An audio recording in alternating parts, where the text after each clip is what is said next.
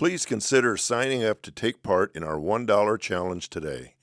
Your dollar will help provide $3 in value to families in need and maybe even help break a world record. Scan the QR code or text the number on screen to learn more.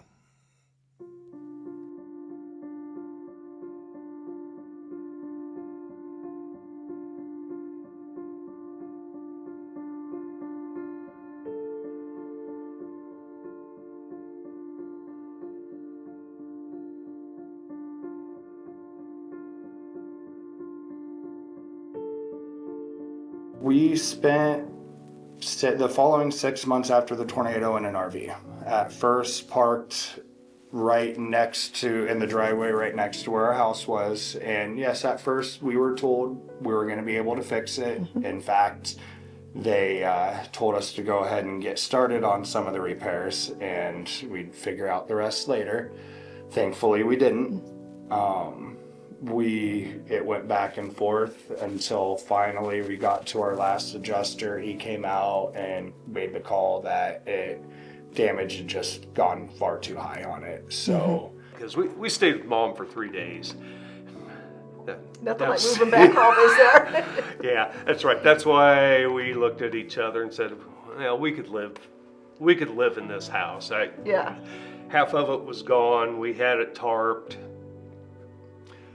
We lived in the other side of it. So we lived there for a little while till our insurance and getting our contractor, and it seemed like a train wreck. Everything was a struggle. So we moved in there for a couple months and finally things started working. So we moved out to that place up the street. Thank God for our small town people. Basically the first few days, the first week and a half, volunteers just came. At first it was a great number, up to 50, 75 a day. And then it started to wane off until we would have maybe 5 or 10. And they would go out basically and just do the hand picking of properties, just to get them cleaned up with the smaller things. And then Dennis always had his volunteers lined up that would do the work with him and the excavator and the skid loaders, actually taking down the houses and removing them. So the volunteers that showed up at Greenfield, we were able to manage and make them successful in cleaning up. And we there worked with more than 60 families. We removed 45 basements, tore down about 35, 40 structures, and hauled out close to 40,000 yards of debris out of that town. The daily process at Greenfield, we'd usually get up earlier in the morning than what I wanted to because I'm not an early riser. I would get up first thing in the morning, fix breakfast. The volunteers would come over and we would have breakfast. We usually get up early, maybe have some breakfast, go out and discuss the day, what we're going to do. And Barb would have made something for us to eat, but we'd still probably end up stopping at Casey's and grabbing a drink before we'd meander to whichever site it was. We discussed what the project was and how we wanted to attack that. after that, it's, who knows, I mean, it might change. You go out and help somebody tear down a house or clean up a basement or just clean up a yard, or kind of split off as to who would be driving which vehicle or operating which piece of equipment, and then attack. And then the guys would go out and get to work. I would go to the volunteer center and get all the volunteers signed up that were coming to work that day and send them out to all the different projects, whether they went and worked with Dennis at the GoServ Global spots, or if they just went out and did some hand picking. So I just basically worked with Jermey, the emergency management coordinator, and we managed the volunteers. You managed the disaster. Yep. It wasn't this person and this person to ask for. What made it easy for us was I came to you. Yep. And if you didn't spit the answer out, you went and found it and then came back to me. Yep. And that is what makes the emergency management part of it for us so much easier. Yes. Yeah, honestly, everything went really well in Greenfield. There's always the challenge. We had a couple trucks break down, and equipment's always a challenge to keep running, especially with the type of work we do. It's just hard on equipment. So we were blessed with people who stepped up and helped repair that equipment, and donors who specifically gave to some of those repairs. The tornado in Greenfield was more violent than most of the tornadoes that we have helped clean up. And some of the things that we saw were, they were just quite amazing. We've seen houses. We tore down 2 houses that were literally pulled off their foundation. The foundation was there and the house was shifted off of it, but the house was intact. We saw snowplows, so the big snowplows, the V-plows on the front of state vehicles that were picked up by the tornado and thrown a couple blocks. We worked on a house where the wind speed was clocked at 318 mile an hour. And to see some of the things that did, there was a tree that had 20 or 30 different things impaled into it. So the tornado stripped the tree down except for the biggest branches, and then there was all this debris that was impaled into the tree. Just things like that. The Greenfield tornado was a very strong tornado, and a lot of people talk about the different things that tornadoes do, and I've seen a lot of those firsthand. So this was just another experience where we saw some things that just are kind of like, just jaw-dropping. The city of Greenfield and the emergency management director, Jermey, did a great job of not putting a bunch of clamps and rules and things down on us, so we were able to flow quite easily in getting things taken care of. It was, unfortunately, we say it was easy to work here. Yeah. Because, the relationship that we were able to, to build, and then, Dennis could go off and do his thing. He was managing those volunteers and getting all of that work done. Yeah. And it just, the part that we love that happened here, and the way you ran it allowed us just to basically mix into the community and do our thing. And we became part of this community. You did. Wholeheartedly, you did, yes. And that's what we love with our volunteers. Yes. Our volunteers left here knowing Jermey and knowing this person and this person. Yeah. So it's just that culmination of how good it can be if we really do try and work together. Overall, Greenfield was really a really good experience for us, and I hope it was a good experience for Greenfield to have us there. We were able to work in the community and live in the community, which that doesn't always happen. We had a perfect place to stay. We had volunteers showed up every day to help us, and logistically, everything went very smoothly. So this is a government job, and there's a fine line that you can walk. There's black and then there's white, but I do believe that there's a gray area too. You guys were able to operate in the gray areas that I really had to try to avoid, all that debris that we can't touch. You guys are the ones that touched it.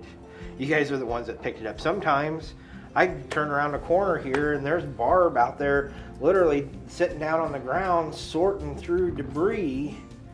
I mean, like trying to find little knick-knack stuff for people and just trying to find whatever you could of their life that might still be left.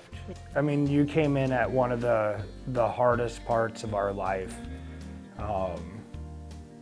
We lost two of one of the biggest people to us, and we were unsure of losing our house and just stuck in an RV. You and your organization quickly became our go-to for if we needed some help for anything. When we were some of the last people in town to find out our house was coming down, you guys were the ones that stepped up and helped us.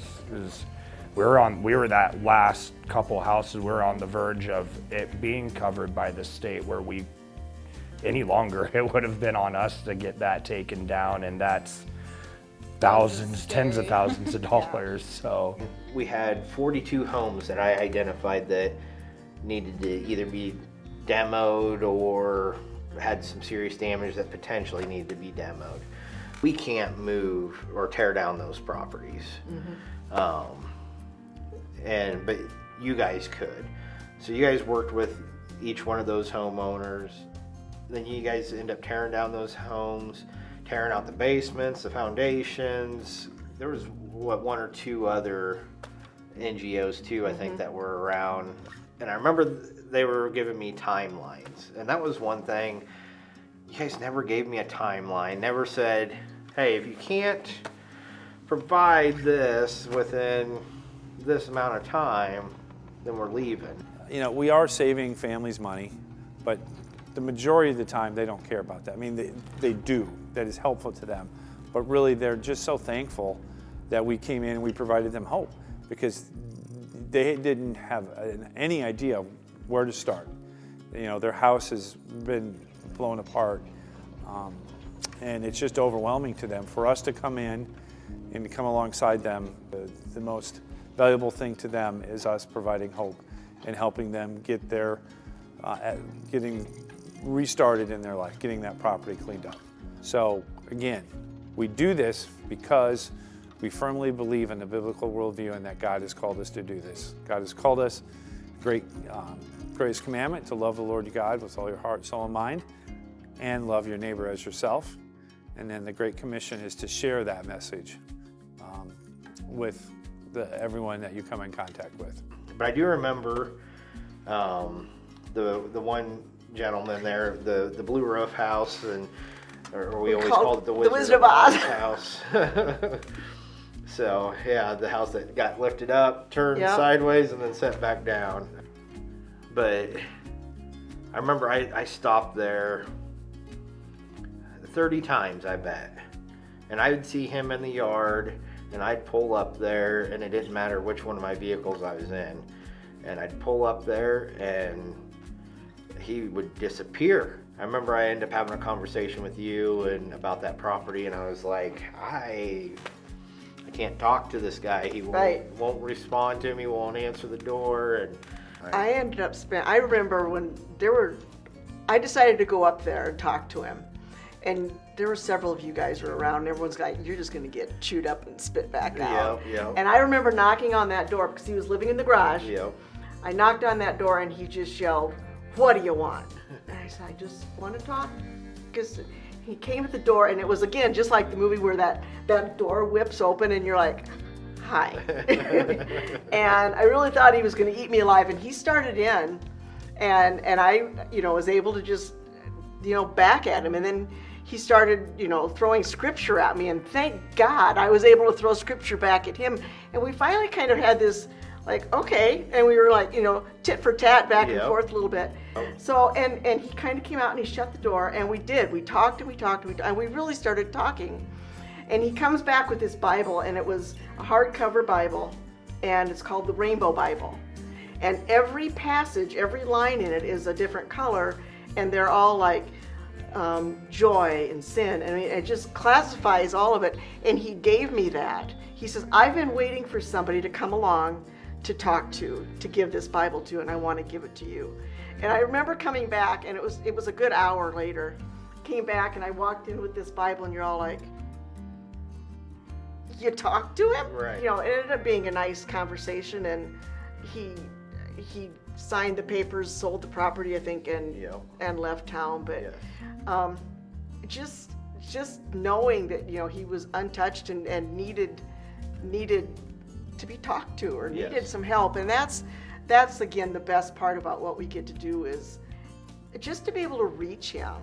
Yes. That's and I don't know, that's what we love about being able to bring our volunteers in, and also letting them be in those situations to meet those people. I think in Greenfield we were able to really connect with the community in ways that we haven't in other disasters. We felt really connected with the community. We were able to eat at the local restaurants. The best part about being such a small organization is the fact that we can sift ourselves into the town. And by doing that, we get to live among the people that are affected and the people that weren't affected. I mean, we all know that we went to the Methodist Church for lunch. That's where lunch was. And even people that hadn't been affected were there. Everybody just came, and it was, again, it's a Greenfield thing. Everybody came along, and the ones that weren't affected were supporting the ones that were affected. Yeah. And I think that's one of the things that we're just seeing over and over and over with Greenfield, that we want to give our volunteers that opportunity to become part of your lives too. And that's a little bit different than just being able to come in and clean it up, and then just move on. We want, since we rely so heavily on the volunteers, we want them to come in and we want them to know Tom and Jenna. Mm-hmm. We want them to be part of your lives, and so you can understand that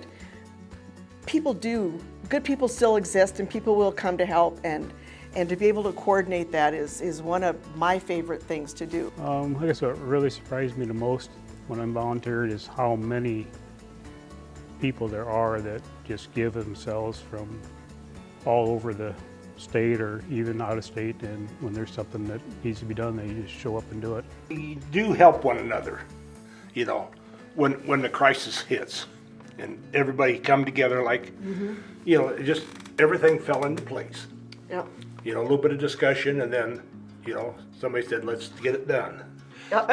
I think that's what helped get everyone through, is just the talking. You try to, you get finally focused on doing some work, doing some cleanup, and here a neighbor comes by, and you know what, I guess that was the good part, because you stopping by, we all just talked about it. And I still medicine. today, it was medicine. It was just taking your mind off it for a little bit, and all of a sudden friends were just gathering again. Yeah. You were in the same boat as a lot of people, so you knew that, the person next door was just going through exactly the same thing. So it was taking that time just to stop and be friends with each other again. Yeah. Just, hey, how did you do today? Yes. So. Yes. Yep. I think that's just all our neighbors. Yep. That's how we got through it. Yeah. And I think that's what Greenfield we took away from Greenfield, was just that how easily they let us blend in. Yeah. So. Open arms. Yes. Open arms. We needed help. Yeah. Yeah, we couldn't do it alone. We did have tons of volunteers, local construction company, Shellbergs, yeah. Yes, God bless them. And then, of course, they had to get back to work. Yeah. And here you were. You're still there for us. Yeah. That's very heart-wrenching. It really is. Yes, you were there for us. Well, yeah. It was the match, and I think that's exactly what we look for when we go looking for, the disaster that we can actually be helpful in. To be able to find a spot that actually will embrace what we're doing, and we can make this all very personal then. Yeah. And it is. When we come, it's like we're living here, and nothing else is mattering. We live in Greenfield right now, and this is what we're doing, and every day. And all the people that you helped, yeah, like your neighbors.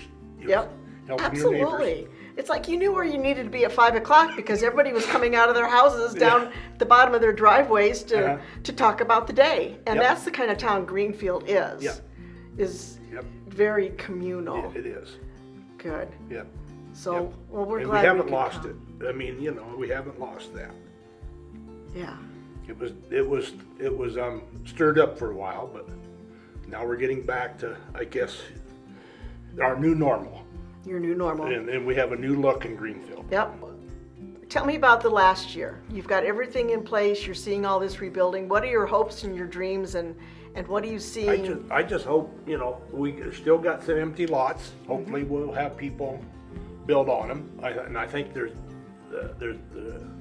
I think the census is some of them are going, some are slow, but they're going to. When we first came into Greenfield, seeing the devastation of blocks and blocks of areas of Greenfield that used to be houses and trees and yards, and everything just piled up and pushed to the curb. And then when we left town, just seeing how it was cleaned up and the progress that was made in the short time we were there.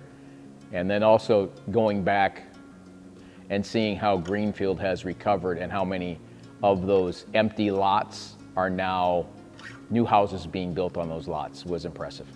I didn't fully have a true grasp of what you guys could possibly do. Looking back, I can't believe what you guys accomplished here. I never would have even thought it, even though I felt comfortable after I saw that it was Dennis and everything. I just, even then, I just thought, looking back, there's no way that you guys did all that, but you did. It's just been a long road. It has. But we live to tell about it. Humanity has a great ability to adapt to different situations that we're thrown into. No matter how bad we think it is, we always are able to pull ourselves out. Sometimes we need assistance. Sometimes we need a lot of assistance. Not everybody knows what assistance they all need, and I think different people fill those gaps in different ways, whether it's a friend of the person, their pastor, us coming in and just giving them that helping hand, another volunteer just walking by, or just the coexistence between the victims knowing that they will all be able to get themselves back and going again. Our main level of our home, it's very level. We're back. Mm-hmm. We're back now, and the wife's happy, so I'm happy. We moved into a new house. We decided against rebuilding it. Just The cost was too much. We lucked out and was able to move into a family member's house, which worked out great because losing my grandparents the way we did, we have very little of their house, anything to remember besides our own memories and photos that we have. So to go through this house that had so many pictures and memories of my grandparents being a part of it was incredibly special. Tom Wiggins. Yep. Is in, a family house, and we just talked to the mayor, and he's in, it's just crazy how this town is just, it's set in tradition.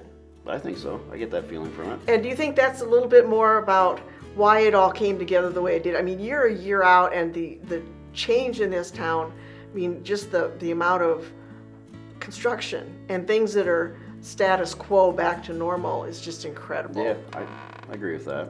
So this is stuff that just doesn't happen to everybody. This is so extraordinary that but it really builds that character. And now it's part of your history, and it's part of Greenfield's history. This was that canopy town that was just picturesque, and now you're going to have that history of regrowing it. Yes, and we'll get there. We'll get there. You've driven around the town. It's getting better. I'll never see a full-grown tree in my front yard, and that's kind of, or in my neighborhood. Yeah. We'll make it. It's all right. It's okay. We lost somewhere right around 180 homes and businesses that were destroyed or heavily damaged. I think we're somewhere around 120, 130 homes, and all the businesses except for one have either rebuilt and reopened and in full operations now. So, it's night and day. It's not what it was before. We're gonna have that scar from this tornado for as long as I'm alive, as long as my kids are alive, and Probably even my future grandkids are alive. You'll always be able to see that scar from this tornado. I mean, it was literally pulling out the foundations out of the ground, you know, and uprooted lives here, and some of those lives will never come back here. Those families that might have moved away, they're not going to rebuild here, and that's fine. But what has been rebuilt, It's beautiful. It is beautiful. It is beautiful.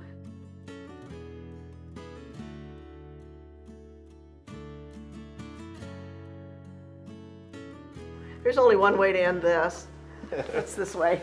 Yes, This is you. Oh, Miester. I'm so glad you came into my life. Yep, you too. Absolutely. It's, you know, you hate for something like this to happen. To Yeah, have to meet people, but doggone it. There's good things in every bad thing. You just got to find it.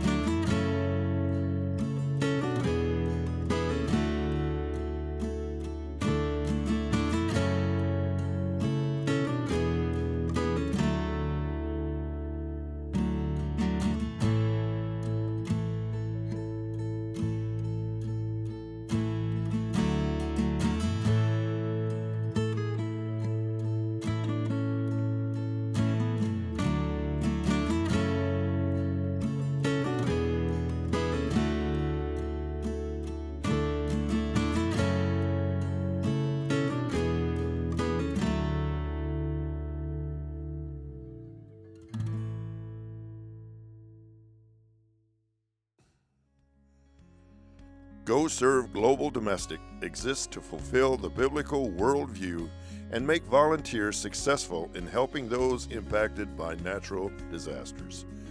Please consider donating or volunteering today to help us help the next community impacted by a natural disaster. Visit GoServGlobal.org to learn more.